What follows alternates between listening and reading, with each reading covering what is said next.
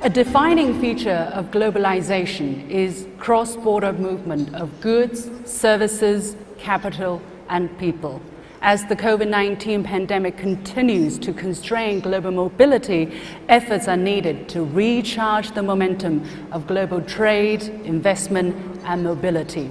Thanks to vaccine rollouts, there are signs of increased mobility and large-scale reopening of economies, yet the challenges are still daunting.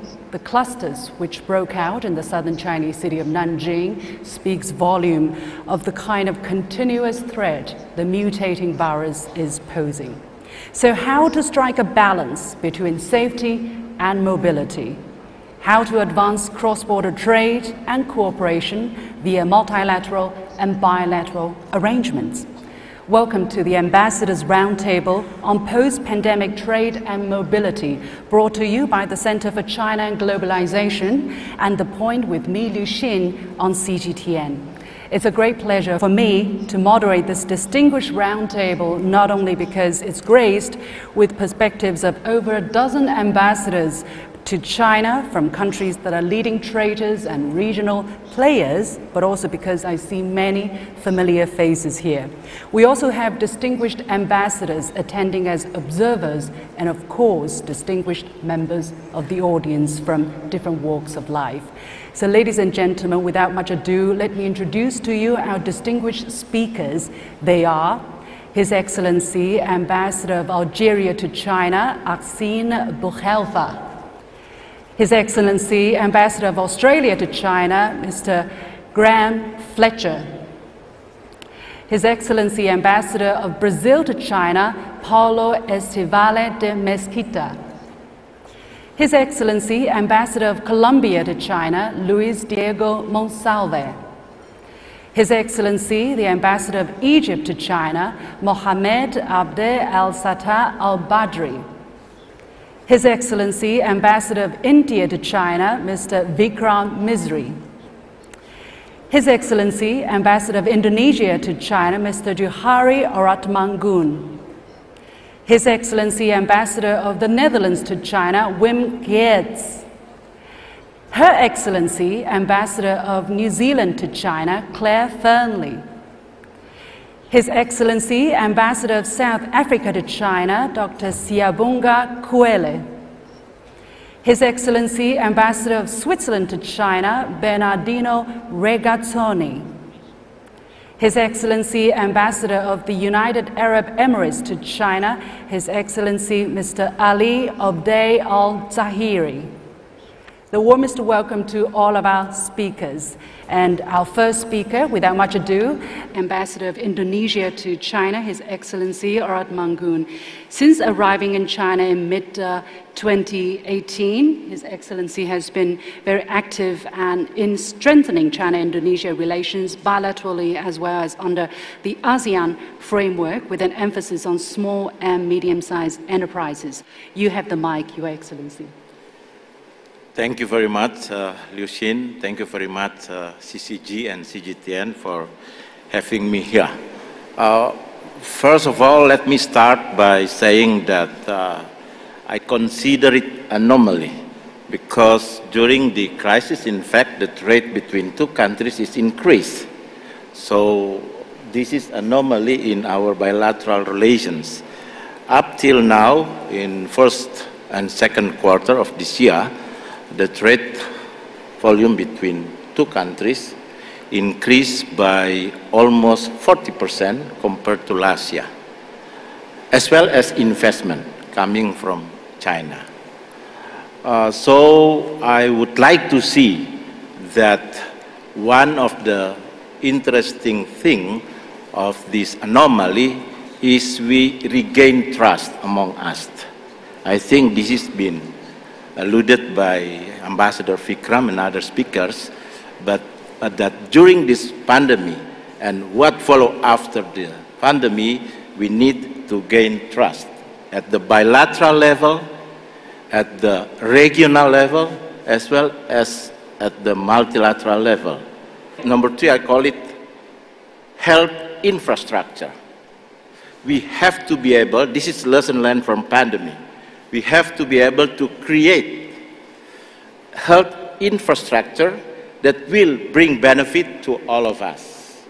How we do that, we need to regain trust among us at the bilateral level, at the regional level, and at the multilateral level. So once again, thank you very much for inviting me here. Thank you very much, Ambassador from Indonesia. This word trust has surfaced quite a few times, and I think that will be a central theme of all of the practical goals we want to achieve. Trust is indeed fundamental. Let me introduce my next speaker, Ambassador of the Netherlands to China, His Excellency Wim Geerts. Now, it is my great pleasure to meet His Excellency again. I actually have very fresh memories about traveling to your country as an overseas correspondent. The floor is yours, dear Ambassador. Thank you very much, Liu Xin. Thanks to CCG for the opportunity to speak here this morning. Dear colleagues, distinguished guests, ladies and gentlemen. China's speed and scale of development continue to be impressive, even during this pandemic. The OECD estimates that 1/3 of post-COVID growth worldwide in the next 10 years will come from China. So the world needs China to recover from the pandemic in an economic sense. The other way around, China needs the world to ensure that its growth is both high quality and sustainable. The first economic indicators are promising, but we can't take economic recovery for granted. With huge challenges worldwide due to the pandemic, reducing trade tensions and maintaining economic openness are more important than they ever were. Let me offer a few lessons from history that could be instructive for today's world. You may have heard of the Dutch Nobel Prize winner, Mr. Jan Tinbergen. He was a founding father of economic policy making and development economics. He was preoccupied with restoring the economy of a war-ravaged Netherlands and had witnessed firsthand how the Great Depression and policy responses in which major economies turned inwards had led to social and political upheaval.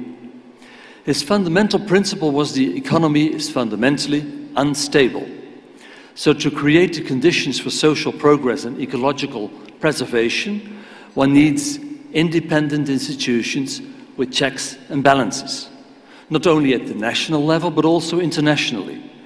Therefore, he was a firm proponent of free trade in a rules-based order. The most durable international trading systems are the ones that are underpinned by a set of unenforceable rules which generate equitable outcomes.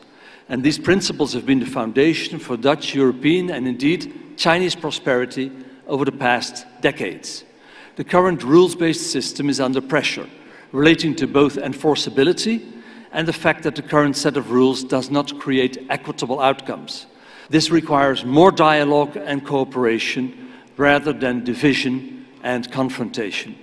Last but not least, I want to stress that economic recovery will have to be conducted in a sustainable manner. With the limited natural resources we have and the increasingly visible effects of human-induced climate change around the globe, it's crucial that all of us strive towards a sustainable and durable economic growth trajectory. The private sector has a crucial role to play in achieving the UN Sustainable Development Goals and the goals of the Paris Agreement, to which China has also signed up. We very much welcome China's commitment to achieve carbon neutrality by 2060. So let's ensure together that trade is harnessed in such a way that we can achieve both a balanced and a sustainable economic recovery from this pandemic. Thank you. Thank you, Ambassador Geerts. I think these are shared aspirations from the Chinese part as well, as China emphasized the importance of ecological preservation.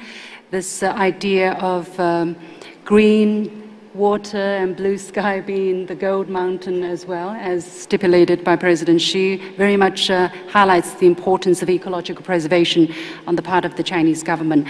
I think China also wants to enhance trade and investment with its European counterparts based on the rule, which is the bilateral investment agreement, which unfortunately has met some political headwind, but let's hope that with cooperation from both sides, that headwind will be cleared in the near future. Many thanks to Ambassador from the Netherlands once again. My next speaker is Her Excellency Clare Fearnley, Ambassador of New Zealand to China.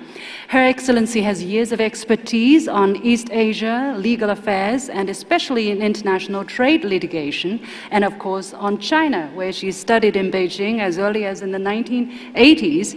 As such, she has witnessed the 40 years of transformation that China has undergone. The floor is yours, Ambassador Fearnley. Tēnā koutou katoa, and 谢谢刘先今天给我介绍，也谢谢 Henry 的那个 CCG 的邀请，非常感谢呢。Beginning with the multilateral trading system, you know, we're all looking ahead to the 12th ministerial meeting that's due to take place at the end of the year.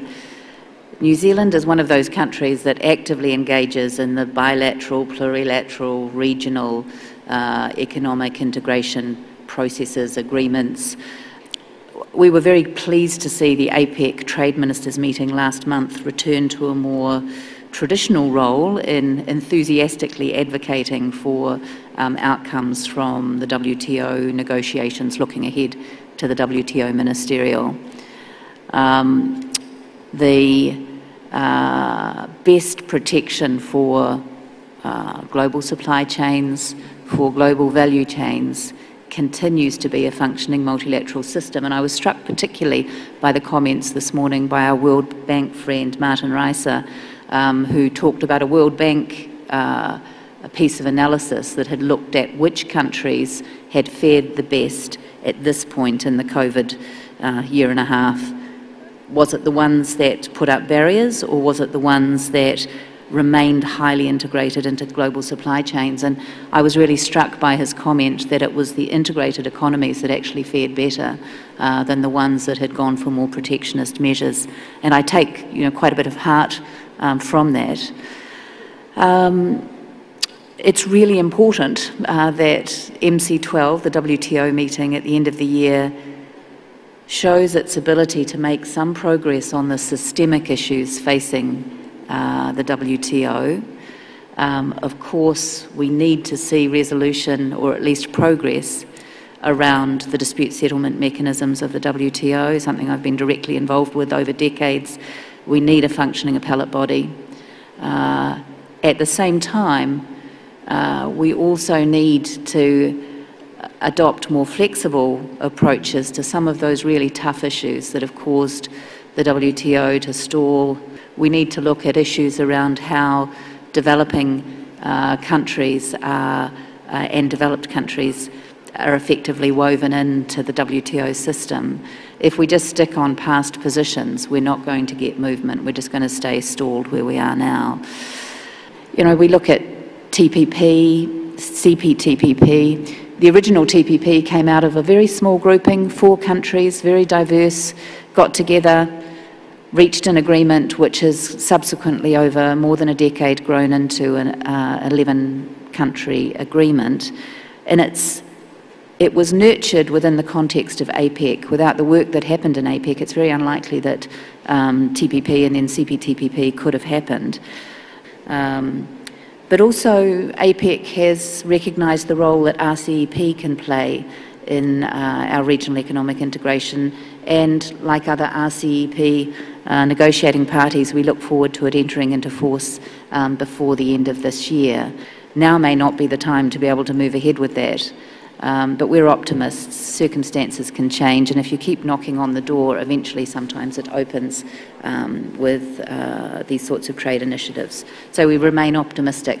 But with that, I'll wrap up and pass back to Liu Xin. 谢谢了. Thank you so much, Ambassador Fearnley. You very much centered on trade, regional trade agreements and arrangements, very specialized topic, but I had the pleasure to interview the last member of the appellate body, Judge Djauhari, and she was very much regretting the fact that the body was not functioning because of all kinds of reasons. But I think, as you said, you know, optimism is important. Let's keep knocking on the important doors so that eventually we'll make some progress. Let me introduce my next speaker, Ambassador of South Africa to China, His Excellency Mr. Siyabonga Cwele. He has wide-ranging and ministerial positions in public service before arriving in China as ambassador only this April. He has served as Minister of Intelligence, State Security, Telecommunications and Postal Services, and most recently Home Affairs. So hopefully these posts will give him additional leverage in his new role as a bridge between the two countries, which are already very strong partners. You have the mic, Ambassador Cwele. Thank you to our moderator, Liu Xin, and CCG. Excellencies, ladies and gentlemen, my input will focus on South African and Africa's effort to improve mobility and advance trade within the open and fair multilateral rules order. The effect of COVID-19 pandemic in developing countries such as Africa are devastating and threatening to reverse the hard-won developmental gains, particularly for the poor and the vulnerable. The mutation of the virus and the lack of access to life-saving vaccines continue to affect lives and livelihoods of many as it disrupts health services and mobility with huge negative impact on socio-economic development. This year, we have in earnest begun the implementation of the African Continental Free Trade Agreement, AFCFTA, to boost intra-Africa trade and links with the outside world through mechanisms such as Belt and Road Initiative, promoting South-South cooperation, and continuing to push trade with a developed North.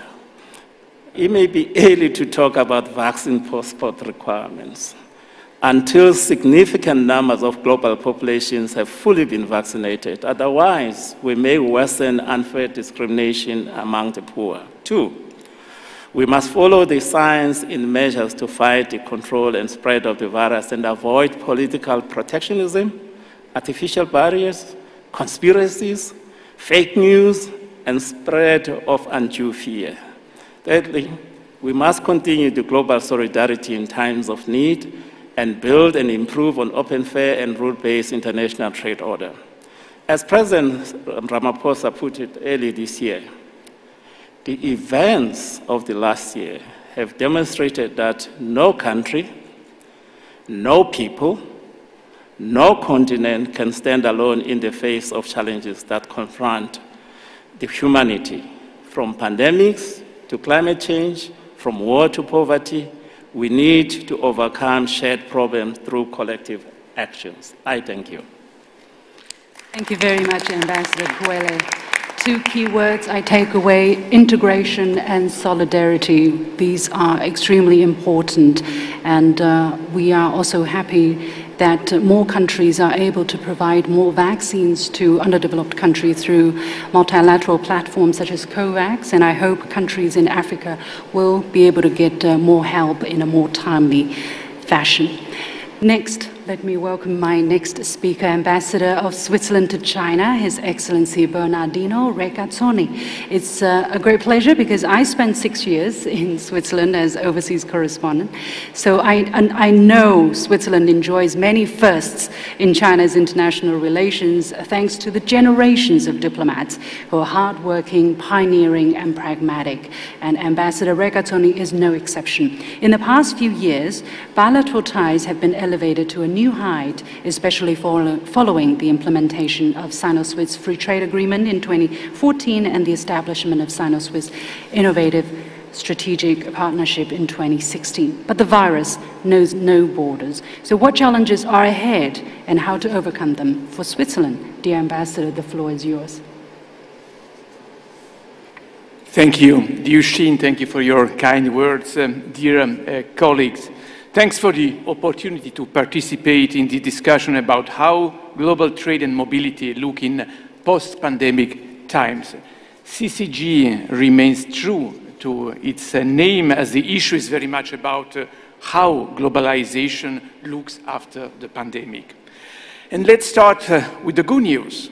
I spent much of my time last year visiting Swiss companies, some of the around 1,000 present in China. I wanted to understand how they were coping with uncertain times. I was impressed by their resilience and adaptation. In most of the cases, their yearly results turned out to be better in 2020 in comparison to 2019. And as of bilateral trade with China, exports were up 10%, while imports up 8%, with an overall balance slightly in favor of China. Positive results, indeed. The day-by-day reality and perspective ahead appear as less rosy. There are still several market access restrictions and barriers on investments, and the regulatory environment changes rapidly, and companies find it difficult to keep up. Travel restrictions applied by China are a matter of concern. Audit approval procedures are delayed or completely halted. Recruitment and circulation of talents are compromised.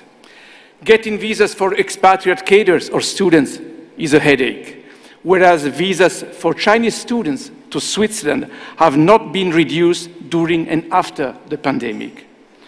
On the diplomatic level, and generally speaking, we would need a far deeper informal exchanges than video meetings or sparse closed-loop visits from abroad allow, in order to bridge diverging positions and avoid misunderstanding and, first and foremost, re-establish trust. Switzerland remains committed to unrestricted trade in the framework of an international rules-based system.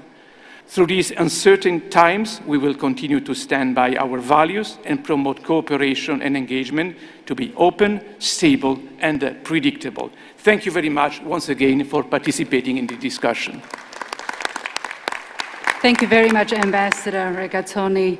Very important question, once again highlighted, how to boost offline contacts like what we're having today, instead of always online. For the past 1.5 years, we seem to have grown used to not being in close distance with each other, but always through a screen. That has to change one day, sooner or later. So I think that will call for a lot of determination, political will, and innovation as well, how you cope with this. Nobody has done this before, but I think that is the right direction to go.